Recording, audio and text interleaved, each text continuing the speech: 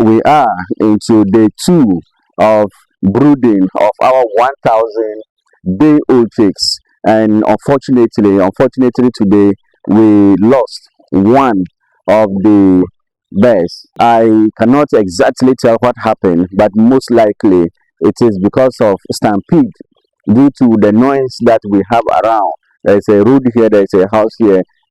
So there are a lot of movements of motorbikes, of tricycles, of what we call yellow yellow, and human beings and children all around playing and doing all sorts of things, especially that we are on school vacation. Also, there is a grinding machine around.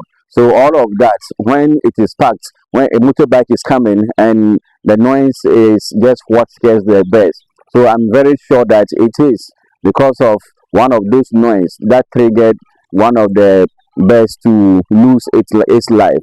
So we are now officially left with 1,027 birds. We received 1,028 birds from Kuipers on the 24th of December. Now they are officially left with 1,028.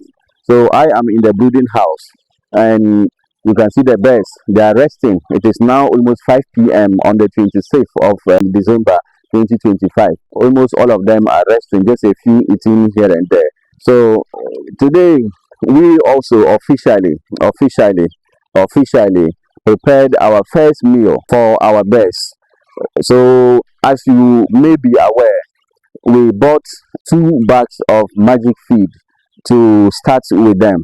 So that is what they have been feeding. And this actually is the magic feed. This is how it looks like. So the birds really like it a lot. So that is what they have been feeding.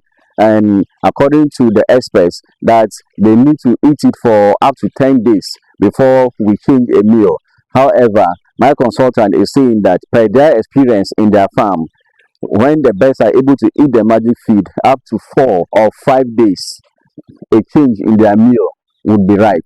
So that is what he has been guiding me to do. He said the 2 bags of magic feed we bought, if the birds are not able to finish it before, if the birds are able to finish it before the 5th day, then we will have to buy another bag for them to finish it up maybe within 6 or 7 days.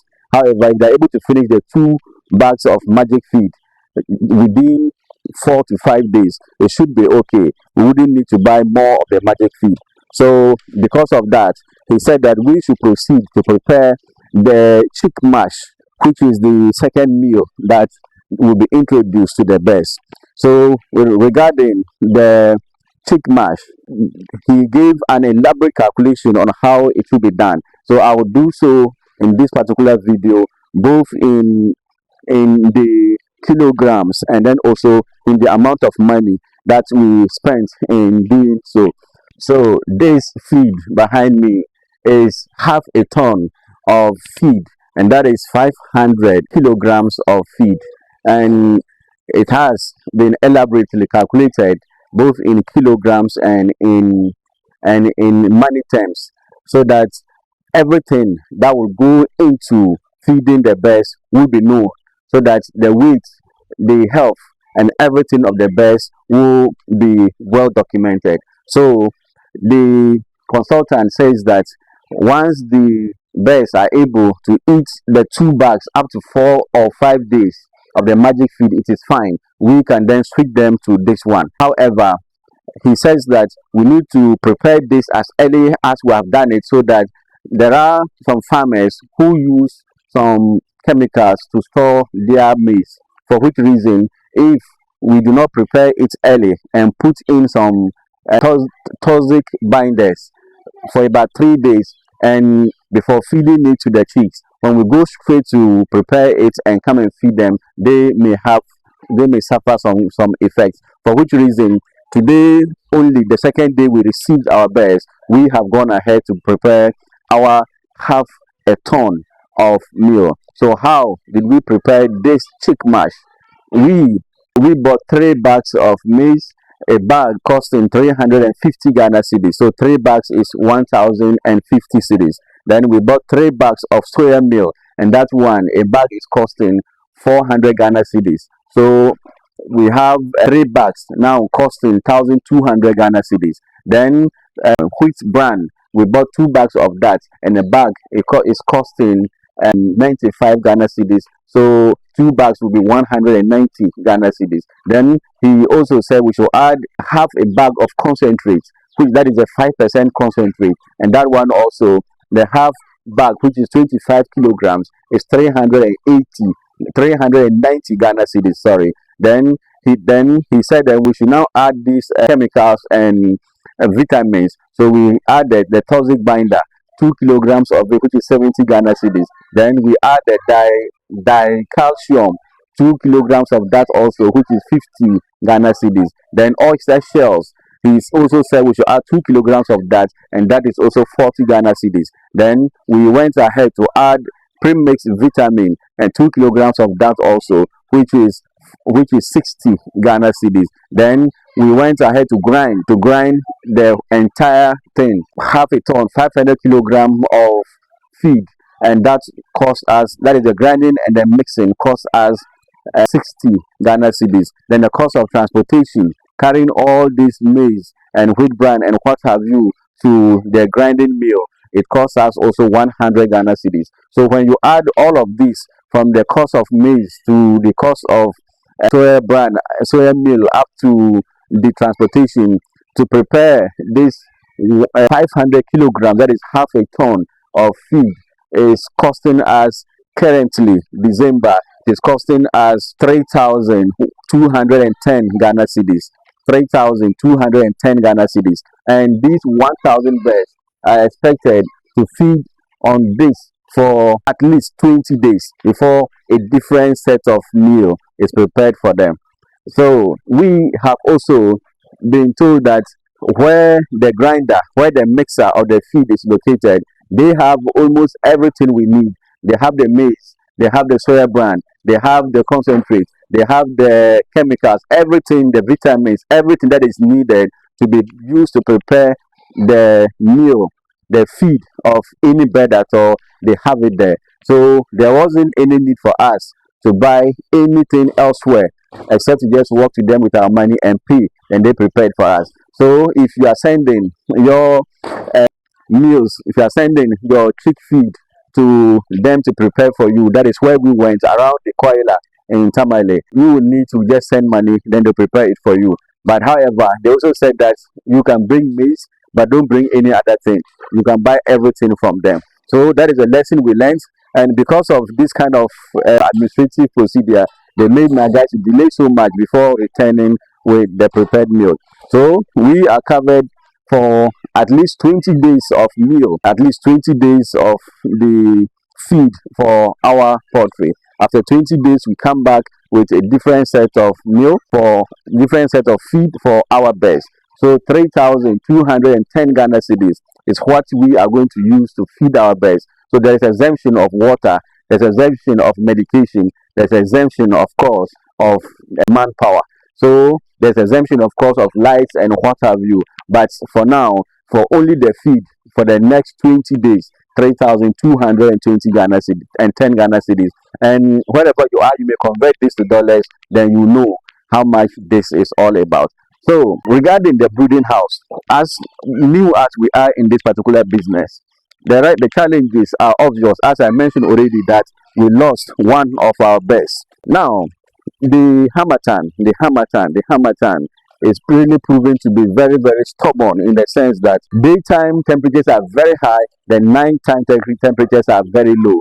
So you have to keep removing the covers and fixing the covers back, heating the rooms and removing the heaters, among others, just to ensure that the chicks are comfortable enough to be able to grow and lay eggs as we are hoping to have.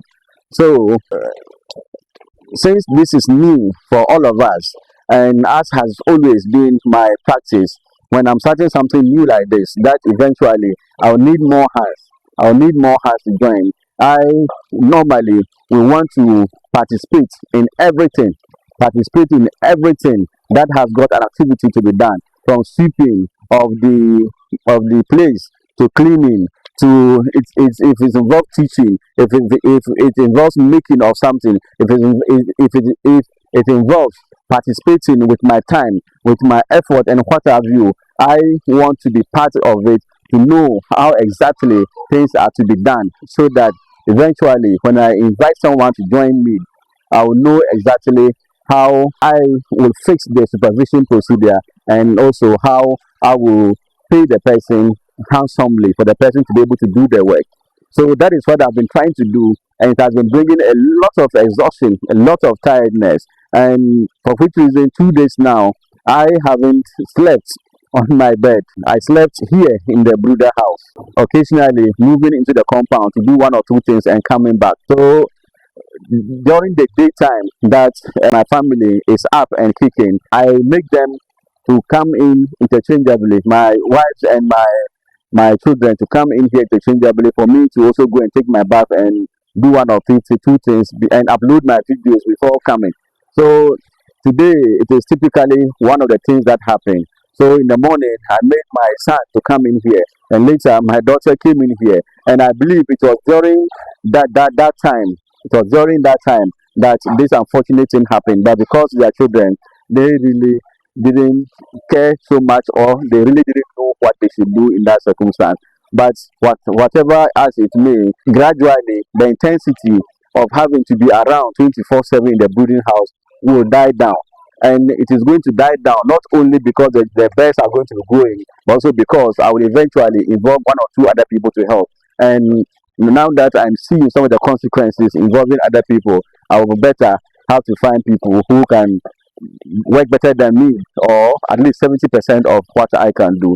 So there are the temperature challenges which I mentioned. There are also the issue of me having to be around continuously. So now I am beginning to adopt a measure where I will make sure I feed the birds, give them the drinks, check the temperature, then I'll go off maybe to go and do some of my work, then come back in 2 hours to check again.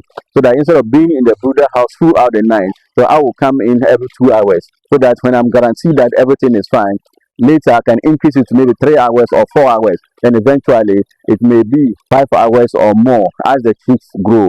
So so far this is what has been happening, and it doesn't look bad at all, because those in this particular consignment of birds that came on 24th, some of them have lost three, some have lost four birds, but all of them actually not due to biological reasons, but due to perhaps accidental reasons. So just like mine. So the birds are strong, they are doing well, and I'm hoping that they will all grow with very, very minimal casualties. Very, very minimal casualties. A lot of people, maybe like you, have expressed concern that they thought the birds were going to be up to layer level, so that as soon as they come in, they begin to lay. They didn't know that they were so tiny as they are. But I keep on saying that we are going in for day old chicks. There are others who go in to buy them at a point of lay, and which are very expensive. And as you know, in my Ghanaian Dream Challenge, our money is only 100,000 Ghana cedis. And putting up this structure, how much will be left to be able to buy a point of lay hen to bring it here? The last time we checked, a point of lay hen was costing around 350 Ghana cedis. And if you use 15,000 to do this particular structure, then leaving 50,000, how many can you buy? If you even buy, how many? How can you feed them? So we conveniently avoided going in to buy points of lay, and going in rather for the day old chicks, which we believe that, which the consultant says that when you take them at the point of lay and you give them all the medications involved, they are more likely to be more comfortable in the long run than going in to buy a point of lay, because there are some companies that prepare the point of lay hens, but they do not go through rigorous procedures in the vaccination. They do shortcuts in the feeding, and at the end of the day, the value you may get in the almost 2 year lifespan of the bird will not be as much as if you raise the birds to know how they are, to know how they work, to know how they grow, to know how they feed, to know how they lay, and to know their health. That way, it makes you a better farmer. But let's see, maybe in future, when also grow as farmers and we get money, we may decide to go in for a point of lay. So that as soon as the birds come in, maybe around 4 months or so, within a week or two, they will begin to lay. So for now, these are the kind of birds we have. So Ghanaian balance, brooding, akuko, nkiti nkiti, 1,027 of them. So if you haven't subscribed to my channel, please do so. As you can see, the updates coming in from all directions, from YouTube Shorts to the main YouTube long videos to other platforms. So do subscribe and share your comments. If you think there are some things that we're not doing very well, you teach us so that we can make it well. If you also think that there are some things we need to improve, then you share your comments. If you also think that there are others somewhere who need knowledge, like what we are sharing here, you can share our videos with them, and all of us will go together. There's my Ghanaian dream. I believe that there's a lot of money, there's a lot of opportunities in Ghana, and when one is able to tap one, we will be comfortable, and that is exactly what we are doing. We are relying on poultry to get and live our Ghanaian dreams.